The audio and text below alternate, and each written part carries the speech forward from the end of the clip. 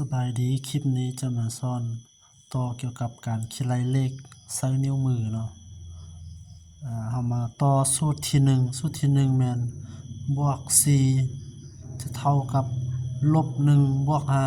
5หมายความว่าถ้าเจอบวก4เฮาต้องลบ1แล้วบวก5มาเบิ่งตัวอย่างข้อที่1บวก4อันนี้นิ้วของเฮาบ่พอเนาะถ้าเพิ่มนี้จะเป็น5ถ้าเพิ่มนี้จะเป็น3ดังนั้นเฮาลบ1หรือว่าลด1เนาะลบ1แล้วบวก5แล้วมาบวก4อีกดังนั้นข้อที่1ตอบเก้าเนาะข้อที่2บวก4ให้ลบ1แล้วบวก5มาบวก3อีกข้อนี้ตอบเก้าข้อที่3บวก4อันนี้บ่พอให้ลบ1แล้วบวก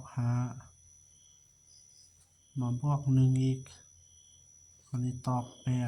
8ข้อที่4 10บวก4อีกนิ้วเฮาบ่พอแสดงว่าเฮาลบนิ้ว1แล้วบวก5ข้อนี้ตอบ18ข้อที่5 11บวก4นิ้วเฮาบ่พอเนาะแสดงว่าเฮาลบ1แล้วบวก5บวก4ตอบ19ข้อที่16เรามาข้อนี้เบิ่ง13ขึ้นมา13บวก14นิ้วบ่พอ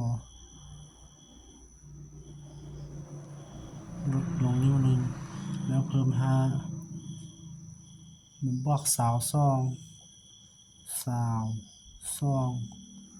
อันนี้ตอบ49ข้อที่17บวก14ขึ้นมา14นิ้วนี้บ่พอให้ลด1ลบ1แล้วบวก5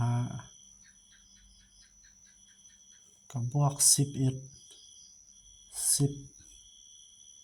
เติมกันเนาะเป็น39